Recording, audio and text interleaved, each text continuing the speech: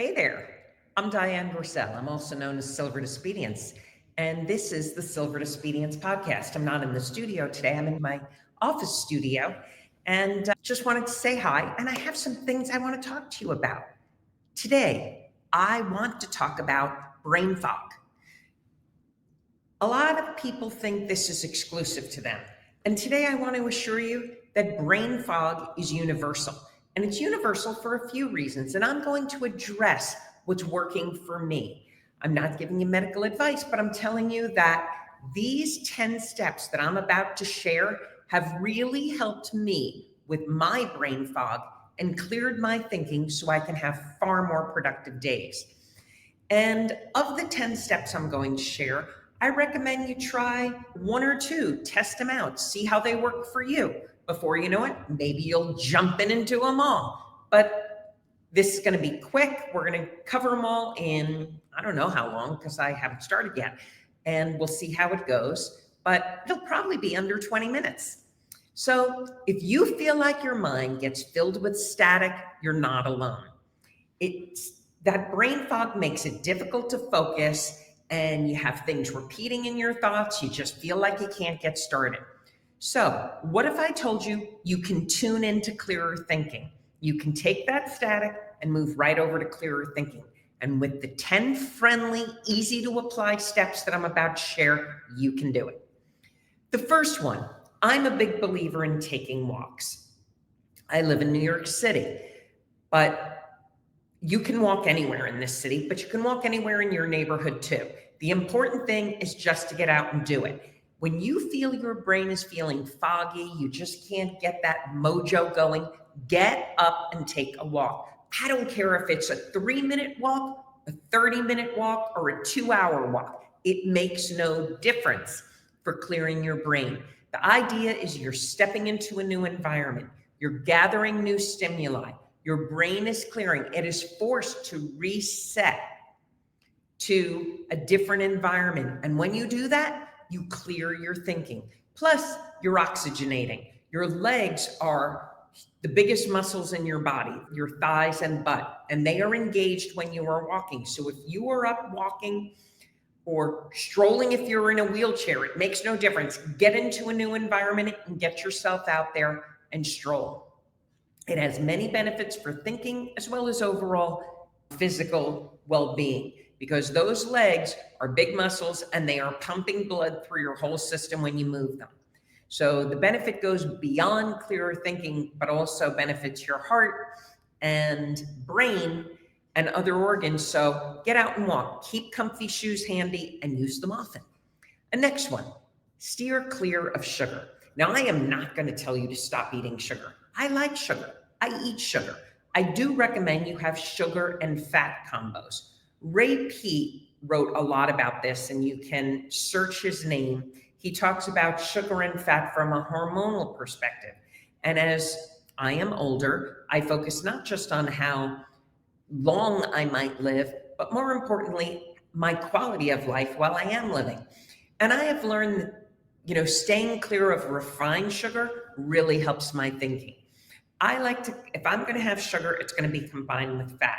So it might be sugar in ice cream, because you've got the milk fat from the ice cream. But my personal favorite, it's super sweet and it's got the fat and it satisfies me, is I take dates. I get the pit out, I stuff them with peanut butter, and sometimes I roll them in melted chocolate and throw them on a tray in the refrigerator, in the freezer, so that melted dark chocolate gets hard. When I get the urge for something, I can tell you 1, maximum 2 of those dates does the trick for me, because they're absolutely delicious. They have the sugar kick and they have the fat to keep it all balanced, so you don't get sugar spikes, because it's those sugar spikes throughout your day that are going to fog your brain. They create the sugar blues, literally. So spare yourself of that. And when you have sugar, think fruit, think complex carbohydrates that will process with sugar and fiber more naturally in your body. Another big one is embrace an organized space. If my brain is not clear, usually my desk reflects that state of mind.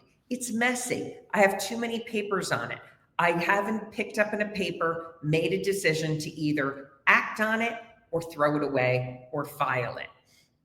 That's a good policy to follow. If your desk, if your surrounding space, if you're working in your home, wherever you work, wherever you need a clearer head, keep the place neat. And if at the end of the day you felt like you had an unproductive day, or you felt like you had an unproductive day and the next morning you say, I got to make today better, start with organizing your immediate surroundings, whether it's your closet, whether it's your kitchen, whether it's your desk. The more organized your immediate surroundings are, the more organized your thinking will be and the less brain fog you have. You won't be constantly wondering, where is that? You'll know where you put it. Another thing is to prioritize your sleep. Sleep requirements vary for each individual, and we all work different kind of schedules. Some of us, work night shifts, some of us work day shifts, but the important thing is to prioritize quality of sleep. I like to eat early in the day. I like to have dinner in my stomach and digesting by 7 o'clock, the absolute latest. 6:30 makes me happier, because that way I have time to digest. I might have a piece of fruit later in the night if I get hungry, but at least I am getting better sleep. And what you want to do is really think about things you do during the day that can disrupt your sleep, and we're going to get into those a little later. But sleep definitely impacts your performance, and there's things you can do. If you need to keep a notepad next to your bed, so if something's waking you up in the night and you need to write it down. If I'm not sleeping well and I need to wake up because my brain is just on overdrive from something, I either get up and write it down, or I always keep a good book next to my bed. A book, paperback or hardcover. I do not turn on an electronic device. That light will wake you up. It will not help your thinking. It will not help you get back to sleep. But reading a few pages in a good old paperback or hardcover book will help you go back to sleep. So think about that when you can't sleep. If you have to get up, usually within 45 minutes, tops, you will be feeling sleepy again and you'll be able to rest. I like to meditate. I've practiced self-hypnosis as well, and I do it all the time. And meditation can be super simple. It can be as basic as saying, I am going to stop and breathe right now. Yes, you're breathing all day long. Breathing is a function of life. You're dead when you stop breathing. It's a very simple equation. However, conscious breathing is very different. I like to say, now is the time for me to stop, I gotta chill. I gotta clear my head. So I stop, I breathe in through my nose and out through my mouth. And just the process of consciously saying, I'm breathing in through here and out through here, that kind of reminded me of Austin Powers. But little segue there. I must have drifted in my brain fog. No, only kidding. But seriously, that little second of stopping and breathing consciously, if you breathe in through your nose and out through your mouth, just the process of breathing out through your mouth, you're going to notice a difference. When you stop to breathe, I say I'm taking a breathing break, that's when I do use my electronic device. I set a timer. If I only have a minute, I set it for a minute. If I only have, if I can grab 5 minutes, I set it for 5 minutes. Whatever the time is, 15, whatever. But set that timer if you need to. If you're worried you're going to miss something, a lot of not breathing, a lot of the reason people don't meditate or take a break or do something when they really would benefit from it is because they're afraid they're going to miss something. So set your alarm. And if your mind starts to wander, say, I am relaxing now. This is my relaxation time. Bring your mind back to the breath. 5 minutes of this practice a day, even if it's broken down to 1 minute intervals, will really change how you start to think and operate. It gives your brain a significant power boost. Another one, and this is a big one for me, is to address your mind's irritations. Your mind gets irritated by little niggling thought, things that are unresolved, tasks that you haven't done. I'm a big believer in to-do lists. And my to-do list lists everything I have to do. It might say, wrap a present, it could say, call your mother, call your friend, as well as all the things you have to get done for work. List them out. Some people like to do this electronically. I'm still a paper person. I tried the electronic thing. It was a New Year's resolution one day, and I found it didn't work for me. I buy myself beautiful notebooks I love, and in those notebooks, I get my favorite pens. I write it out, everything I have to do, and then I take a highlighter and highlight it. I don't cross it off, I highlight it so I can also see what I got done at the end of the day. It's a very rewarding process. It works for me. Maybe you want to try it. But by writing things down, you're identifying things that could be mind irritations or little stressors because you're thinking, I can't forget to do that. I can't forget to do that. Make your list, keep your notebook, keep it handy, cross it off as you do it. And here's an important one. At the end of the day, look through the list. And before you move things to the next page and create a new list, ask yourself, did the things that didn't get done do they really need to be moved to the next page? Because sometimes they just don't. They were not priorities. The only way we can make more time for ourselves is prioritizing our to-do things, the things on our to-do list. So we either say this was important or it was not so important, and therefore we eliminate it from our to-do list. And that way we create more time. Here's another one. And it's, if you want to clear your brain fog, you have to think about your coffee and alcohol consumption. Now, I am not going to tell you not to drink or not to drink alcohol or drink coffee. That is your own personal choice. It's your body. I believe in free will and mastering your own domain. However, I will tell you, both coffee and alcohol fall into a life law, which is called the law of dual effects. And what the law of dual effects says that things will have a reaction, but then they will have an opposite and greater reaction. So for example, if you drink coffee, you feel stimulated. Most people drink it in the morning. They try to get their brain going. They're feeling up. Coffee is a stimulant. So you drink it and you feel like you're powered, you're moving better, you're thinking clearer. However, coffee has an equal and longer lasting dual effect. And the dual effect, or the opposite effect, is that coffee makes you feel exhausted at some point later in the day. And that's when you're tempted to drink that next cup.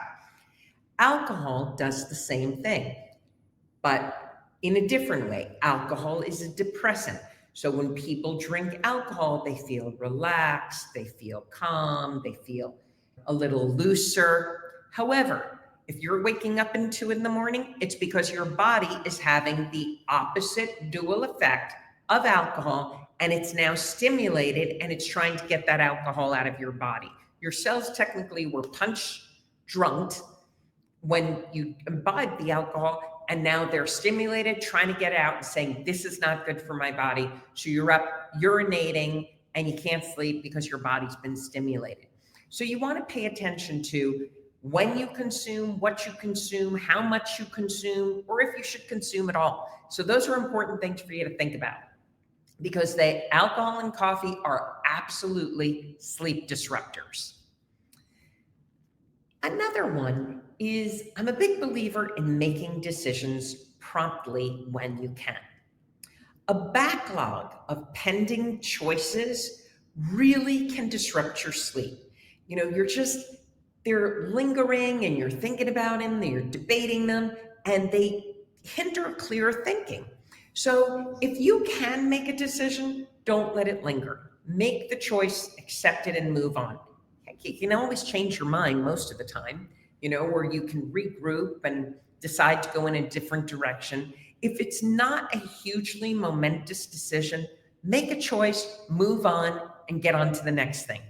Because allowing choices to linger really takes up excess mental space, and your unconscious is constantly working on those things when you could be otherwise deep into a restful sleep. So think about that, free up your mental space. by making decisions as quickly as you can when possible. Number 9 would be breathe fresh air. I live in New York City. Some could argue it's not the freshest air in the world. I think it's probably got really good fresh air because it is an island and things are always going from the east to the west, west to east, north to south. The wind is constantly blowing one way or another in New York. But taking the time to step outside and get fresh air wherever your neighborhood is a really good idea. Plus, it floods your brain with oxygen from a different environment, and it also mentally stimulates your brain. So get out, breathe fresh air whenever you can. I love to walk along the East River. I love to walk along the Hudson, catch the breeze, catch the sights, and catch the fresh air. A last one for today would be to satisfy your physical needs the way they need to be satisfied, whatever those needs are. Let me just take, for example, for the purpose of this, your physical needs of hunger, thirst, and staying warm, and physically comfortable temperature-wise. You want to be sleeping in ways or dressing in ways that are adequate to whatever the temperature is in your environment. If it's hot, dress lightly. If it's cold, dress warmly. That's on the most basic levels. When we talk about food, it is far more easy to think when you are feeding yourself properly, when you're taking in nutritious foods. The crappier the food source, the crappier your sleep. It's a guarantee. Your body just doesn't function the same way. So you really want to pay attention. Scroll on Instagram, grab some books. There are plenty of really good books that have common sense advice on how you can eat. I wrote a book called Supercharge. It addresses things very simply. Get your fruits in, get your vegetables in, eat those salads. Don't load them up with crap. Make sure you're having whole proteins in your diet. Get some potatoes in, simple stuff. Go back to like 1950s way of eating. I'm not talking about the 60s when TV dinners came into play. Simple. Keep your meals simple and you will sleep better, guaranteed, because you are satisfying physical needs. And rotate through the food groups. Make sure you're getting a little bit of everything every day or at least every other day. You can start thinking more clearly starting today. You could try to implement 1 or 2, maybe more of the different tips I've said, but they will all help you. They will all help you think. They will all help clear the brain fog. And I'd love to hear your thoughts after you've given a few a try, or maybe share your favorites. How do you clear your brain? I'd love to know more. You can supercharge that brain power, and you can start doing it now. I'm Dian Griesel. I'm also known as Silver Disobedience. This is a monologue from the Silver Disobedience podcast. I've been sitting in my office instead of the studios in Manhattan Center, and I hope you enjoyed this episode. Please hit subscribe and share with your friends. Thank you.